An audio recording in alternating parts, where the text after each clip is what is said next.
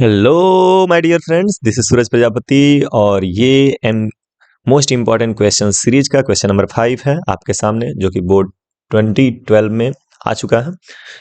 तो कह रहा है कि find the HCF and LCM of 90 and 144 by the method of prime factorization. Class 10th का क्वेश्चन है। एलसीएम और एचसीएफ निकालने के बहुत सारे तरीके हैं, लेकिन हमें यहाँ पे यूज करना है प्राइम फैक्टराइजेशन, वो भी क्लास 10th लेवल का। ठीक है, तो वीडियो को पॉज करके एक बार सॉल्व कर लीजिए और उसके बाद से अपना सॉल्यूशन करिएगा, ताकि आप देख पाएं कि आपसे कोई गलती हो रही है, आप पूरी तरह से आप सही सॉल्व कर पा रहे हो। तो मैं 3 तक काउंट करूंगा, उसके बाद सॉल्यूशन बताना स्टार्ट कर दूंगा। 1 2 3। Okay, so here we go with solution. Hope कि आपने सॉल्व कर लिया। Now see the solution. सबसे पहले प्राइम फैक्टराइजेशन के मेथड से हमको करने के लिए ना, सबसे पहले 90 और 144 का प्राइम फैक्टराइजेशन करना होगा। तो 90 का प्राइम फैक्टराइजेशन क्या होगा? सो बेसिकली 90 को आप काटते जाओ। आप 2 से काटोगे तो ये आ जाएगा 45, है ना। और फिर इसको 3 से काटोगे तो ये 15, और फिर 3 से काटोगे तो ये 5, और फिर 5 से काटोगे तो ये 1। तब तक काटना है जब तक 1 ना आ जाए।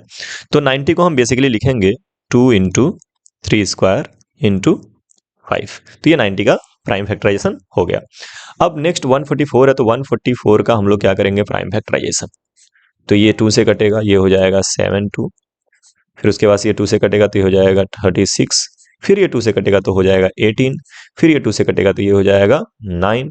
फिर ये 3 से कटेगा 3, और ये फिर 3 से कटेगा तो 1। ये आ गया 1 2 3 4, 4 टाइम्स 2, तो ये हो जाएगा 2 के पावर 4, और इंटू 3 दो बार है तो 3 का स्क्वायर, और ये हो गया 144 का क्या प्राइम फैक्टराइजेशन। तो आई होप कि ये समझ में आया होगा। प्राइम फैक्टराइजेशन आप इस तरह से कर सकते हैं, शॉर्ट मेथड से भी कर सकते हैं, आप जैसे भी करें। जैसे 90 को कुछ बच्चे लिखते हैं, 90 जो होगा वो 9 इंटू 10 हो जाएगा, और 9 को 3 का स्क्वायर लिख लेंगे, 10 को 2 इंटू 5 लिख लेंगे, हो गया प्राइम फैक्टराइजेशन। फिर उसको थोड़ा सा अरेंज वे में, पहले 2 को, फिर 3 स्क्वायर को, और फिर 5 को लिख लेंगे, हो गया प्राइम फैक्टराइजेशन। तो इस तरह से भी कर सकते हैं। 144 का प्राइम फैक्टराइजेशन करना है तो 12 इंटू 12 कर लो, क्योंकि हमको मालूम है 12 का स्क्वायर 144 होता है। 12 को हम लिख सकते हैं 2 का स्क्वायर इंटू 3, और 12 को लिख सकते हैं 2 का स्क्वायर इंटू 3। उसके बाद से 2 का स्क्वायर 2 का स्क्वायर 2 के पावर 4, और इंटू 3 3 का स्क्वायर। तो इस तरह से भी प्राइम फैक्टराइजेशन होता है, बट ये ज़्यादा सेफ तरीका है ना। कहीं इसमें गड़बड़ी हो गई तो गलत आ जाएगा, लेकिन इसमें ये ज़्यादा सेफ तरीका है, इसमें आप क्लियर रहते हो। तो खैर, इस तरफ इसको मिटा लेते हैं। अब आ जाइए आप यहाँ पर एलसीएम और एचसीएफ के कॉन्सेप्ट पे। तो बेसिकली एलसीएम कैसे निकालते हैं और एचसीएफ कैसे निकालते हैं, सबसे पहले कैलकुलेट करेंगे एचसीएफ।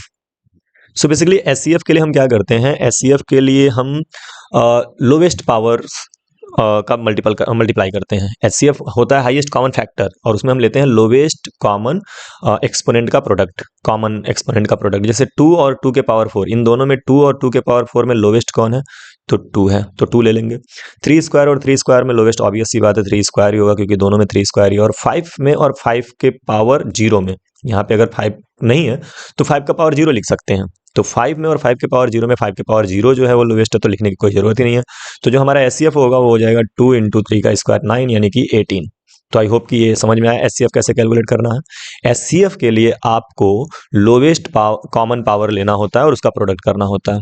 तो जब आप 2 को देखोगे और 2 के पावर 4 को देखोगे, तो 2 और 2 के पावर 4 में 2 छोटा है तो 2 को ले लेंगे। 3 स्क्वायर और 3 स्क्वायर दोनों जगह सेम है तो 3 स्क्वायर ले लेंगे।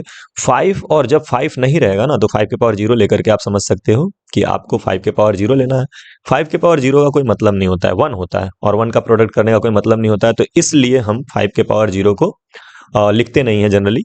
बट अगर आपको समझना है कि 5 में और इधर 5 नहीं है तो क्या लेना चाहिए, तो आप 5 के पावर 0 लिख लो, और 5 के पावर 0, क्योंकि यहाँ पे 1 है और यहाँ पे 0 है, ऑब्वियस सी बात है 5 के पावर 0 छोटा होगा, और इसलिए 5 के पावर 0 ले सकते हैं।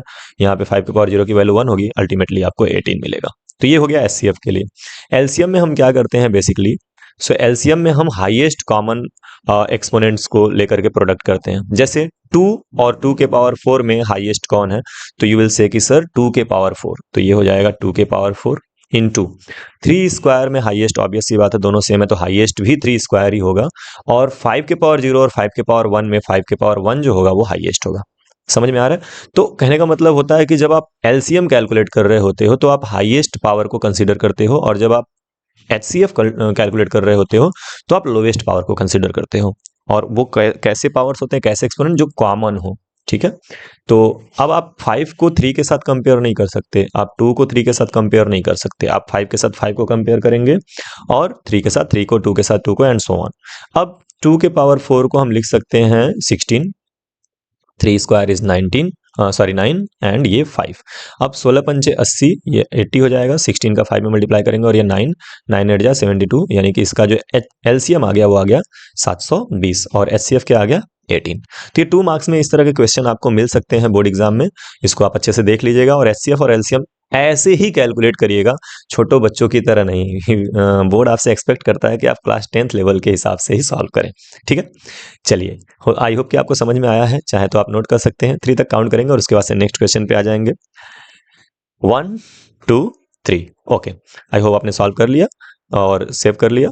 चलिए, अब नेक्स्ट आते हैं क्वेश्चन नंबर 6 पे। ये रहा आपका क्वेश्चन नंबर 6। क्वेश्चन नंबर 6 में आपसे ये कहा जा रहा है कि इफ HCF ऑफ 336, 54, HCF जो है 336 एंड 54 का वो 6 है। Find the LCM of 336 and 54। तो इसका एलसीएम निकालना है। 2 नंबर का आपको HCF गिवन है और 2 नंबर का आपको एलसीएम निकालना है। तो बड़ा अच्छा क्वेश्चन है, एक बेसिक कॉन्सेप्ट इसमें यूज होता है, वो कॉन्सेप्ट यूज करके आप इसको सॉल्व करिए और सॉल्व करने के बाद अपना आंसर कमेंट बॉक्स में छोड़िए। मिलते हैं नेक्स्ट वीडियो में इसी क्वेश्चन के सॉल्यूशन के साथ। तब तक के लिए बाय बाय। पढ़ते रहिए और खूब आगे बढ़ते रहिए।